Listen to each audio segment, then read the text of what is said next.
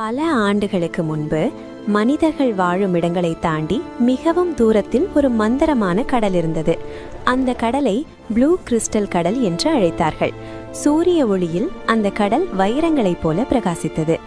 அந்த அலைகளின் கீழே ஒரு அழகான கடலடி உலகம் இருந்தது.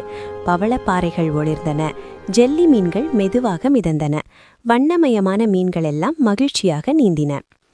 அந்த கடலில் லீனா என்ற ஒரு இளம் மெர்மேட் வாழ்ந்தாள். அவளுக்கு நீண்ட வெள்ளி நிறம் முடியிருந்தது. மேலும் நீல பச்சை நிறத்தில் மின்னும் அழகான வால் இருந்தது. லீனா தனது தந்தையான கடல் ராஜாவுடனும் தனது சகோதரிகளுடனும் ஒரு பெரிய பவள அரண்மனையில் வாழ்ந்தாள். அவளுடைய சகோதரிகள் பவளத் தோட்டங்களில் நடனமாடியும் டால்பின்களுடன் விளையாடியும் தினமும் மகிழ்ந்தார்கள். ஆனால் லீனா மட்டும் கொஞ்சம் வேறுபட்டவள். அவளுடைய சகோதரிகள் விளையாடும்போது லீனா அமைதியாக அமர்ந்து கடலின் மேற்பரப்பை நோக்கி பார்த்து கொண்டிருப்பாள். ஒவ்வொரு இரவும் அவள் கடலின் மேல் பகுதியில் சென்று நட்சத்திரங்கள் நிறைந்த வானத்தின் கீழ் தூரத்தில் செல்லும் கப்பல்களின் ஒளியை பார்த்து கொண்டிருப்பாள். மனிதர்களின் உலகம் எப்படி இருக்கும் என்று அவள் அடிக்கடி நினைத்தாள். ஒரு நாள் கருமேகங்கள் மெதுவாக கடலின் மேல் திரண்டன. பலமான காற்று வீசத் தொடங்கியது. சில நேரத்தில் பெரிய புயல் எழுந்தது. மலை போல பெரிய அலைகள் கடலில் மோதின. வானத்தில் மின்னல் பிரகாசித்தது. அப்போது லீனா மேலே பார்த்தாள். ஒரு பெரிய மரக்கப்பல் அந்த புயலுடன் போராடி கொண்டிருந்தது. திடீரென அந்த கப்பல் கடலில் இருந்த கூர்மையான பாறைகளில் மோதியது. கப்பல் உடைய சத்தம் கேட்கப்பட்டது. கப்பலில் இருந்த மக்கள் பயத்தில் கத்தினர். மெதுவாக அந்த கப்பல் மூழ்கத் தொடங்கியது. அதை பார்த்த லீனா உடனே மேலே வேகமாக நீந்தினாள். அப்போது ஒரு இளைஞன் கப்பலிலிருந்து கீழே விழுந்து கடலுக்குள் மூழ்கி கொண்டிருந்தான். ஒரு நொடியும் யோசிக்காமல் லீனா அவன் அருகே சென்று அவனை பிடித்தாள். அவனை கவனமாக பிடித்துக்கொண்டு பெரிய அலைகளை எதிர்த்து கரையை நோக்கி நீந்தினாள். நீண்ட நேரம் போராடிய பிறகு லீனா அமைதியான மணற்கரையை அடைந்தாள். அவள் அந்த இளைஞனை மெதுவாக மணலில் படுக்க வைத்தாள். அந்த நேரத்தில் புயல் மெதுவாக அடங்கத் தொடங்கியது. வானத்தில் கருமேகங்கள் விலகின. மென்மையான நில ஒளி அந்த இளைஞன் மீது விழுந்தது. லீனா அவன் அருகே அமர்ந்து அவன் முகத்தை கவலையுடன் பார்த்தாள். அப்போதுதான் அவளுக்கு தெரிந்தது, அவள் காப்பாற்றிய அந்த இளைஞன் ஒரு இளவரசன். அந்த நேரத்தில் தூரத்திலிருந்து மக்கள் விளக்குகளை எடுத்துக்கொண்டு கடற்கரையை நோக்கி ஓடி வந்தார்கள். உடனே லீனா யாரும் பார்க்காமல் ஒரு பெரிய பாறையின் பின்னால் மறைந்தாள். சிறிது நேரத்தில் ஒரு இளவரசி அந்த இளவரசனை கண்டுபிடித்து அவன் அருகே ஓடினாள்.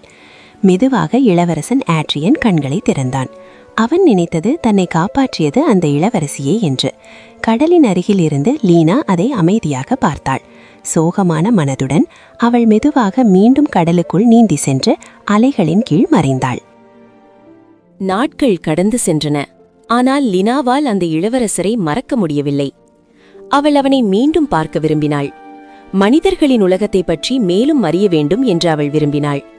இறுதியில் லினா ஒரு தைரியமான முடிவை எடுத்தாள். கடலின் மிகவும் ஆழத்தில் ஒரு மர்மமான மந்திரக்காரி வாழ்ந்தாள். அவளின் பெயர் மோரானா. மோரானாவிடம் மிகவும் சக்தி வாய்ந்த மந்திரம் இருந்தது. ஓரிரவு லினா அந்த மந்திரக்காரி வாழும் இருண்ட குகையை நோக்கி நீந்தி சென்றாள். அந்த குகை முழுவதும் மர்மமான பச்சை ஒளியில் மின்னியது. நீரில் மந்திர சக்திகள் சுழன்று கொண்டிருந்தன. அந்த நேரத்தில் குகையின் நிழலிலிருந்து மெல்ல வெளிவந்தாள் மோரானா. சிறிய மீனவளே என்று அவள் மெதுவாக பேசினாள். நீ ஏன் இங்கே வந்திருக்கிறாய்? லினா தன்னுடைய தைரியத்தை சேர்த்து கொண்டாள். நான் மனிதராக விரும்புகிறேன் என்று அவள் சொன்னாள். மோரானா மர்மமாக புன்னகைத்தாள். அது சாத்தியம் என்றாள் அவள். என் மந்திரபானத்தை குடித்தால் உன் மீன்வால் மனித கால்களாக மாறும். நீ நிலத்தில் நடக்க முடியும். அதை கேட்ட லினாவின் கண்கள் நம்பிக்கையால் ஒளிந்தன. ஆனால் மோரானா மீண்டும் பேசினாள். ஆனால் மந்திரத்திற்கு எப்போதும் ஒரு விலை இருக்கும். 3 நாட்களுக்குள் அந்த இளவரசர் உன்னை உண்மையாக காதலித்தால் நீ எப்போதும் மனிதராகவே இருப்பாய். அவர் உன்னை காதலிக்கவில்லை என்றால் நீ கடல் நுரையாக மாறி மறைந்து போவாய். லினா சில நொடிகள் அமைதியாக இருந்தாள். அது மிகவும் ஆபத்தான முடிவு. ஆனால் அவளது இதயம் அவளிடம் ஒரு விஷயம் சொல்லியது. அவள் முயற்சி செய்ய வேண்டும். நான் இந்த மந்திரத்தை ஏற்கிறேன் என்று அவள் தைரியமாக சொன்னாள். மோரானா ஒரு ஒளிரும் மந்திரபானத்தை ஒரு சிறிய பாட்டிலில் அவளிடம் கொடுத்தாள். இதை கடற்கரையில் சூரியன் உதிக்கும் நேரத்தில் குடி என்று அவள் மெதுவாக சொன்னாள். அடுத்த நாள் அதிகாலை லினா மெதுவாக கடற்கரையை நோக்கி நீந்தினாள். சூரியன் மெதுவாக கடல் மேல் உதிக்கத் தொடங்கியது. அவள் கையில் இருந்த மந்திர பாட்டிலை இறுக்கமாக பிடித்தாள். என் கடல் வீட்டே, விடை பெறுகிறேன் என்று அவள் மெதுவாக சொன்னாள். பிறகு அந்த மந்திர பானத்தை அவள் குடித்தாள்.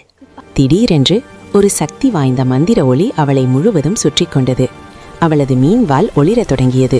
அது மெதுவாக மாறி மனித கால்களாக மாற ஆரம்பித்தது. லினா வலியால் மணலில் விழுந்தாள். அவளது வாழ்க்கையில் முதல் முறையாக அவள் மனிதராக மாறியிருந்தாள். சில நேரம் கழித்து இளவரசர் அட்ரியன் கடற்கரையில் நடந்து வந்தார். கடற்கரையின் அருகே ஒரு அழகான பெண் கிடப்பதை பார்த்ததும் அவர் ஆச்சரியப்பட்டார். நீங்கள் சரியாக இருக்கிறீர்களா என்று அவர் அன்பாக கேட்டார். லினாவால் பேச முடியவில்லை, ஏனெனில் அந்த மந்திரபானம் அவளது குரலை எடுத்துக்கொண்டிருந்தது. ஆனால் அவள் மெதுவாக புன்னகைத்தாள். இளவரசர் அவளுக்கு உதவி செய்து எழுந்து நிற்க செய்தார். நீங்கள் ஒரு கப்பலிலிருந்து வந்திருக்கலாம் என்று அவர் சொன்னார். என்னுடன் அரண்மனைக்கு வாருங்கள், அங்கே உங்களை நாங்கள் கவனித்துக் கொள்வோம். அவ்வாறு லினாவின் மனித உலக வாழ்க்கை அந்த நாளிலிருந்து தொடங்கியது. அரண்மனை மிகவும் பிரமாண்டமாக இருந்தது. உயரமான தங்க கோபுரங்கள் வானத்தை தொடுவது போல இருந்தன. அழகான தோட்டங்கள் முழுவதும் ரோஜா மலர்களின் மனம் பரவியிருந்தது. லினா மெதுவாகவும் அழகாகவும் நடக்க கற்றுக்கொண்டாள். இளவரசர் அட்ரியன் அவளுடன் பல நாட்கள் செலவிட்டார். அவர் அவளுக்கு அரண்மனை முழுவதையும், அழகான தோட்டங்களையும் நகரத்தையும் காட்டினார். அவர்கள் சேர்ந்து குதிரை சவாரி சென்றார்கள்.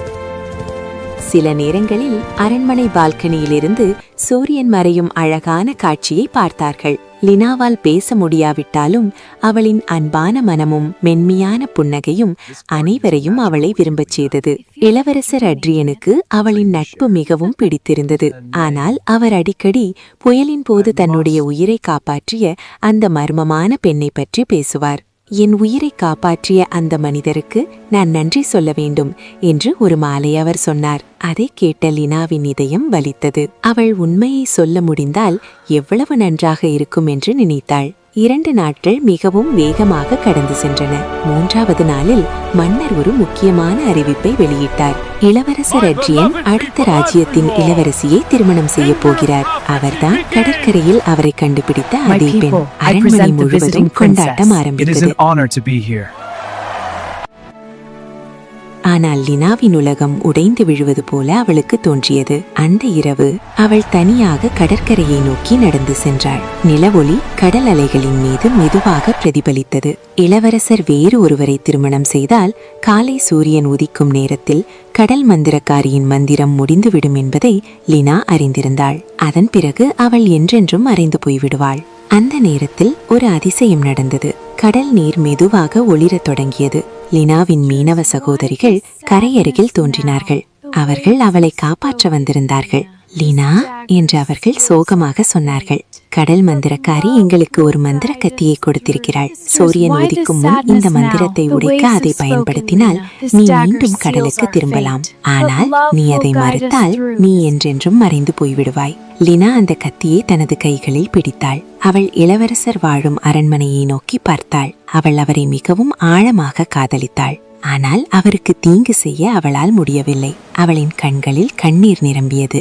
மெதுவாக அவள் அந்த கத்தியை கடலுக்குள் எறிந்தாள். நான் காதலை தேர்ந்தெடுக்கிறேன் என்று அவள் மெதுவாக சொன்னாள். அந்த நேரத்தில் காலை சூரியன் மெதுவாக உதிக்கத் தொடங்கியது. லினா அமைதியாக கடலை நோக்கி பார்த்தாள். அவள் மறைந்து போக தயாராக இருந்தாள். ஆனால் திடீரென்று ஒரு அதிசயம் நடந்தது. கடலின் மேல் ஒரு மென்மையான ஒளி பரவியது. வானத்திலிருந்து ஒளியால் ஆன தேவதைகள் தோன்றினார்கள். அவர்கள் லினாவின் தியாகத்தையும் அவளின் உண்மையான காதலையும் பார்த்திருந்தார்கள். லினா, அவர்கள் மெதுவாக சொன்னார்கள், உன் இதயம் தூய்மையானது. நீ உன் காதலுக்காக உன் வாழ்க்கையையே தியாகம் செய்ய தயாராக இருந்தாய். அதனால் நீ மறைந்து போக மாட்டாய். அந்த ஒளி லினாவை முழுவதும் சூழ்ந்தது. அந்த மந்திரத்தின் சக்தி மாறியது. லினா கடல் நுரையாக மாறவில்லை. அதற்கு பதிலாக அவள் ஒரு உண்மையான மனிதராக மாறினாள். அந்த நேரத்தில் இளவரசர் அட்ரியன் கடற்கரைக்கு ஓடி வந்தார். அவர் லினாவை பார்த்தார். அவருடைய கண்களில் ஆச்சரியமும் மகிழ்ச்சியும் தெரிந்தது. அவர் மெதுவாக அவளின் கையை பிடித்தார். நான் இப்போது உண்மையை புரிந்து கொண்டேன் என்று அவர் சொன்னார்.